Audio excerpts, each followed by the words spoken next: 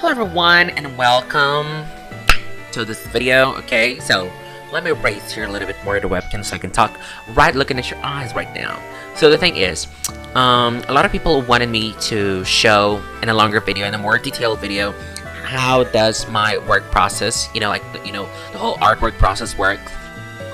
So that's what I'm here for. Well, it is my first time with such kind of a video, okay? So I'm gonna ask y'all to be very patient with me for that. And I promise for the next time to have much more quality than I have right now, okay? So let's start. I am currently revamping one of the designs that I had already on my decks, but I'm still not satisfied with the overall look of it. So I'm gonna be revamping it.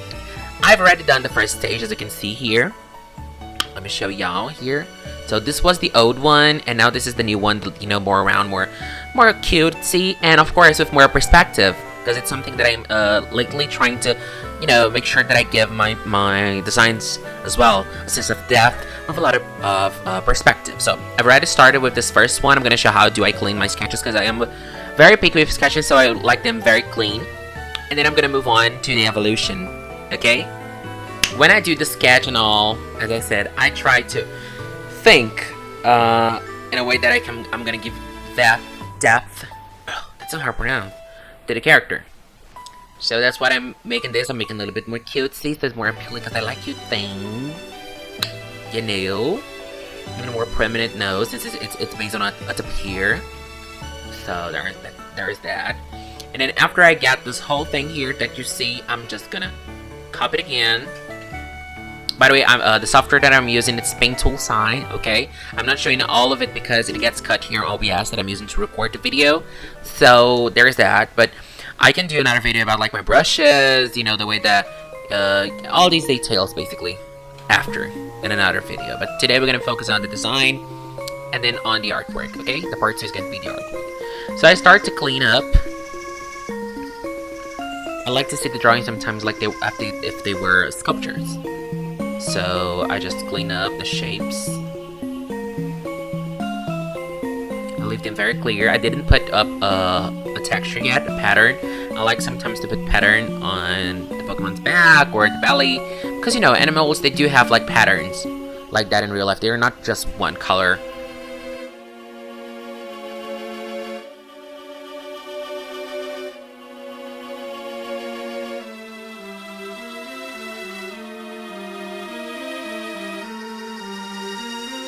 So there is that as well.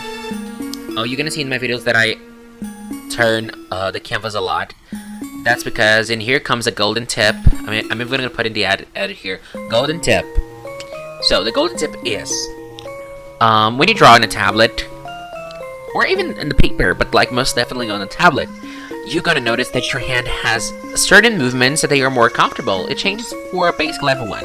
My movement, my soft movement that I can get like things across fine and like most of the time it's gonna come out correctly, is that movement here, that little arch with my wrist following it, so that little arch. So sometimes when I'm trying to do, like, let's say that I do something that resembles a circle, if I put the hand here, sometimes it's not gonna work. So what did I do so I can get to things more correctly? I just go there, twist the camera, do it again, twist the camera, do it again, twist the camera, do it again, and that's it. So it helps a lot, especially when it comes to the line art process to me. But it's personal. I know a lot of people don't have a problem with that. I like to do things that way, and I thought it was a good insight because maybe y'all have never noticed that, and that could help you guys with, draw in general and artwork in general.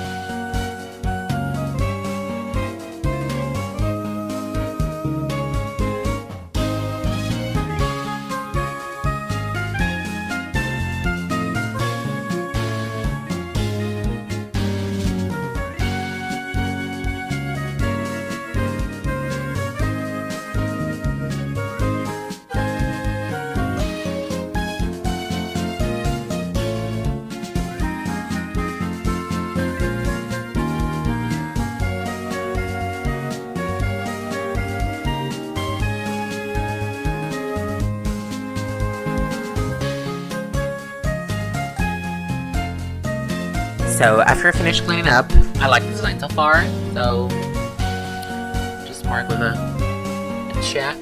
And now we're gonna go move to the evolution. So now I'm gonna be more, careful with the words, so y'all can get more detail about it. And yeah, let's move on to it. So first of all, I start with the definition of a shape.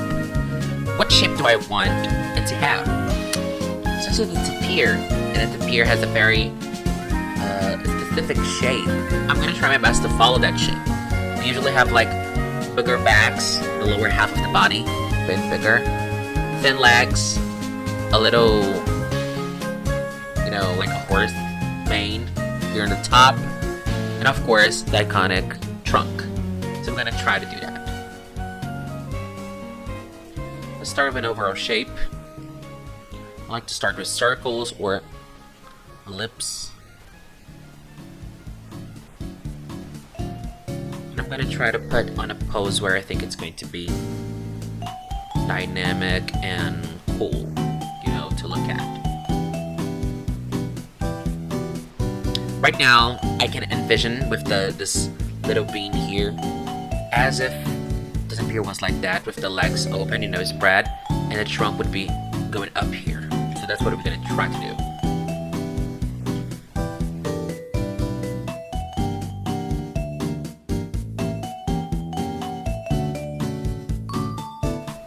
At the pier, to me, it looks like a mixture of a pig with an elephant and with a horse all together. It's a very weird animal indeed. So they kind of, to me, like in the design here, at least in my design, my Pokemon will have kind of an element of every single one of those,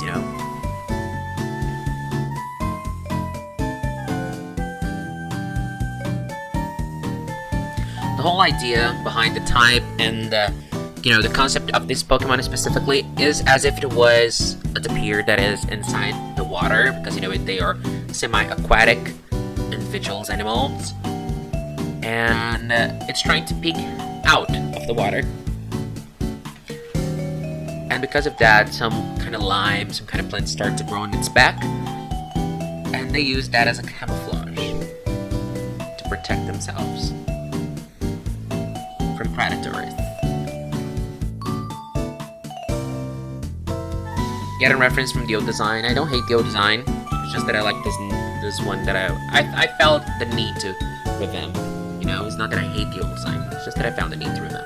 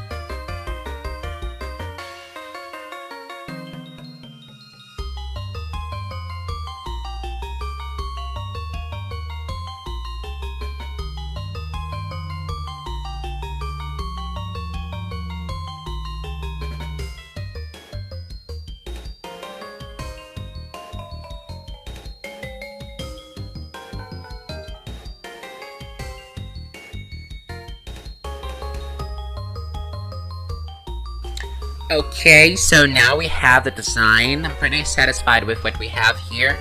So right now I'm just going to, save this and then move on with the artwork. Okay, so we're going to start now the actual artwork. I'm gonna change the screen a little bit. It's gonna have black bars on the corner, but that's okay, so you guys can see, the overall paint tool side, the software that I use, so you guys can understand the details. Okay, so let me fit this here. There. So now you can see the whole picture of the paint tool side. And as you can see here on the right, don't know if you can see the mouse. I don't think you can see the mouse, but here on the right, on this panel on the right, I'm gonna try to point it out on the video, editing, post-production. We have a bunch of tools and all of that, and a few brushes that are customized. I was the one who made these brushes with few details. I can send you all my brushes later, the details on the paint supplies you can use on your media. But basically, I try my best to get them matched with Ohmura style.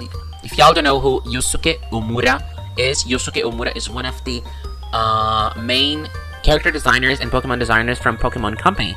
I would say that he's just under Sugi when it comes to the number of design that has been done for the Pokemon Company so far. So pretty much a lot of characters and a lot of Pokemon that you've seen, they were designed by Yusuke Ohmura, and I really love his style. So my style was, very inspired on his. So first of all, I get the Pokemon in the center, and then I just, raise the image, and I make another layer here on the left. You can see we have the layers. And the second layer is a simple layer, and I get one of the brushes that I got here. I even have the name here, Ohmura, for my brush, because that's the brush that I use. This brush here, I don't use much. One of the secrets for me to have like this natural look in the line art, a lot of people said that I do have a natural look with my line art, and I'm very glad that y'all think so. Thank you very much for all the kind words. Is the fact that I am going to use my freehand. So if you click twice here on the brush, I don't know if y'all can see that, but let me try to show you. When you click twice on the brush, let me try to put the whole screen for a second. Oopsie. But yeah, anyways, as you can see here, we have the custom tool on the brush. So with this custom tool, we can change the stroke stabilizer, which is the stabilizing thing, and the pressure stabilizer. As you can see, there's a lot of stabilized levers, and I don't use that much. I use only number 5. So it's pretty much freehand. And for that, I use that specifically because I'm going to show you the difference. So I have the brush here, Ohmura, and if I do like the usual thing, you can see that there is a little bit shaking. Besides the texture that I'm going to get into, there's a little bit of shaking, all that gives more naturality. And this brush here that I got, it has more stabilizing properties, so you can see that it looks a little bit more robotic. At least it's very clear to me, especially when you go on with all the pulling and going. Do you see they go, and if you pull out, it has all this controlling properties.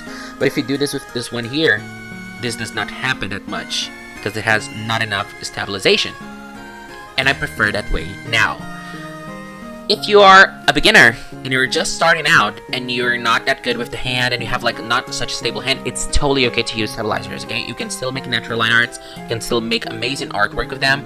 It's just a matter of getting used to. So let's start with the actual line art. Here in the brush, I have a few, textures. You can see here the spread in the paper. So we guess this little more crispy. This little more crispy look. And this crispy look comes directly from the fact that it's a fake one that I'm creating here. So it has to have the resemblance of the fake one style, the Pokemon style. Okay? So let me turn this off so y'all can see my potato face again. And we're gonna go back with the line art. Okay? I'm gonna speed up this process a little bit.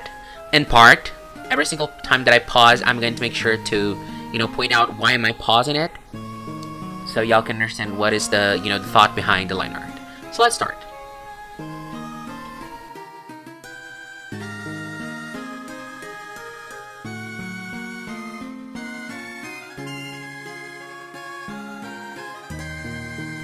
As you can see, I just go around and I enlarge the brush size and then I make it smaller just to adapt to the overall corners and sizes and, the details of the line art.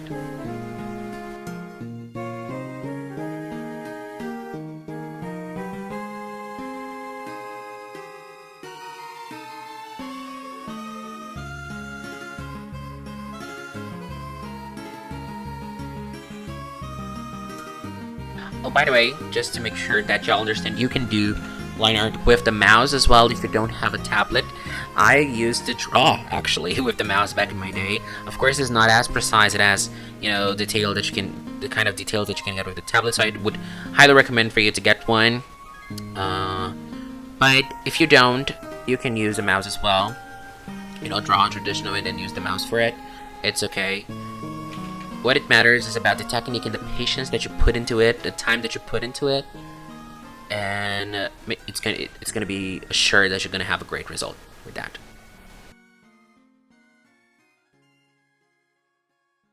Sometimes I like to do like separate lines like this. That later on the painting process, I'm going to dye them the color, kind of the color of the skin of the fake one, but that way I kind of keep like separation to the whole, you know, trunk to the body, but at the same time you can kind of see they're still together, attached. These little details that I do here, like that, like the thinner line art in this area, is to kind of like also give that separation as if is, you know, it's a whole, but it's part of the skin, it's part of the body, so it's kind of thin there because they're kind of merging together, not completely separate things.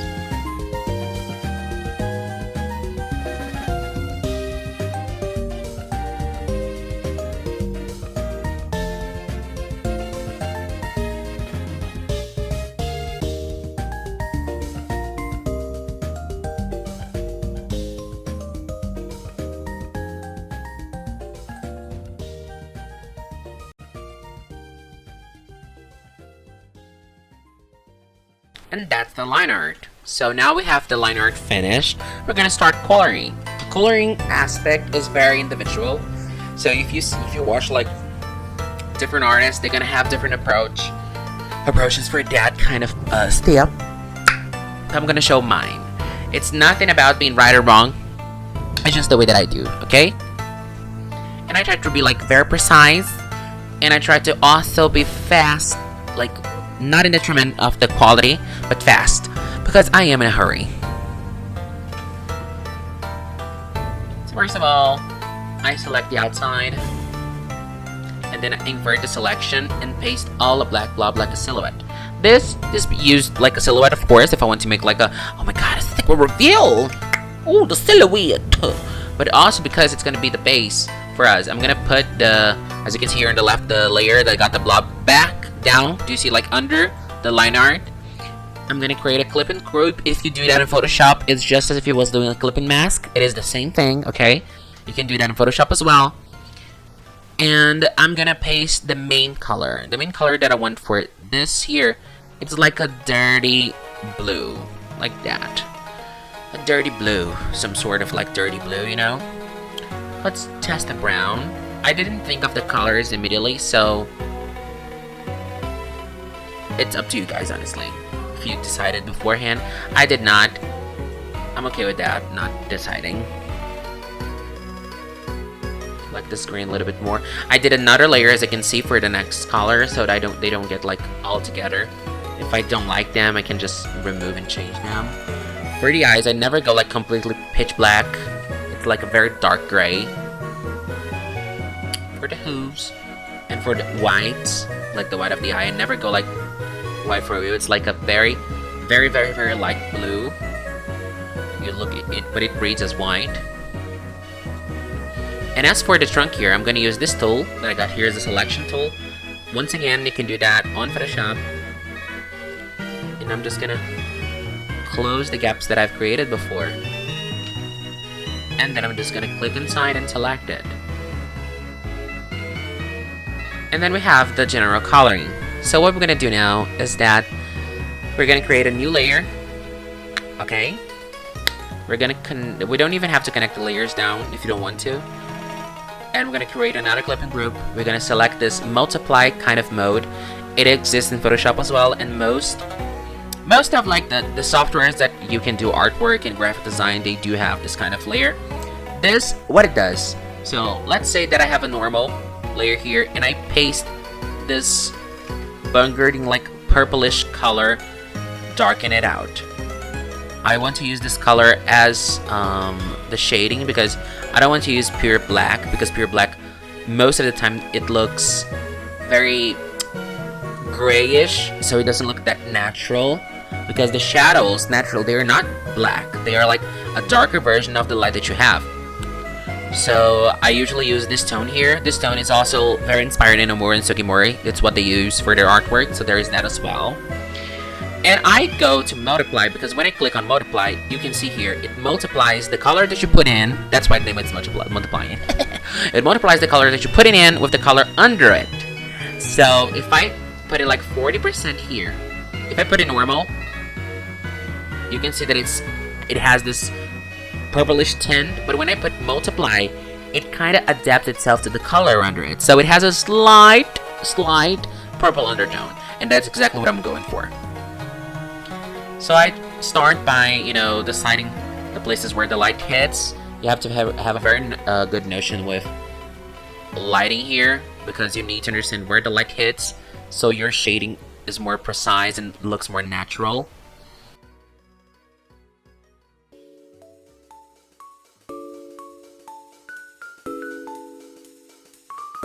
Next, I will create a highlight one, and normally, and that depends on you can use screen, you can use just a normal one and pick the colors yourself. I really like the fact that the overlay kind of layer gives to the highlights that I'm going to put in on the project. So that's why I'm going to use that one. I use overlay, I put in the 40% as well, and I get usually a yellow tone and a blue tone light. I'm going to do a dual tone. I'm going to do 2 overlay layers for the highlight. So let's do it.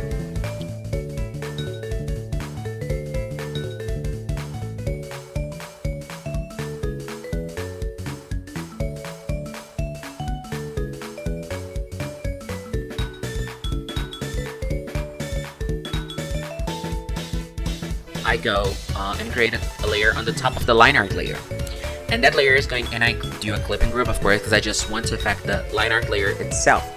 And I usually go down to 80%. Normally I take either the color, the main color, the lighter or the darker version of it, and I paint over patterns and textures so they look more integrated with the skin of the character and looks part of the skin or the fur, like that. So I also do that for like corners, like this, the corner of the nostrils. It gives that, as I said before when I was doing the line art, it gives that connection vibe to it.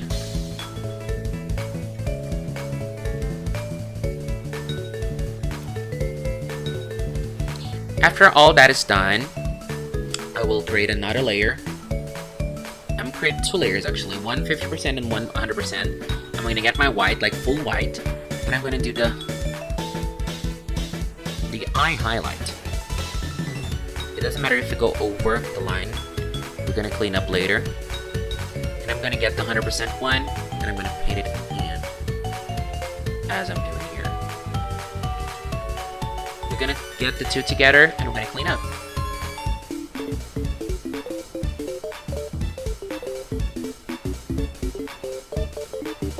Check out the little thing I did. I don't like this one here. I'm gonna get it there.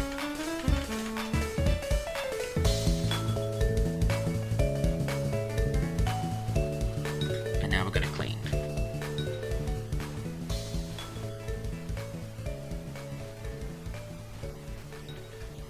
Now we save, and we're done. So normally I export that to the Photoshop to do all the template and post it on Instagram. Okay, so basically that's my process. I'm gonna do, not right now, but I'm gonna do next time another Pokemon if you want to, or a character. Just tell me here in the description or in the comments, whatever that I'm gonna post that on, and tell me your opinion if you liked it, and tell me, of course, critiques, what I should make it a little bit better, questions if you have any questions, and that's it. Thanks for coming, and I really hope that you guys like that. Bye!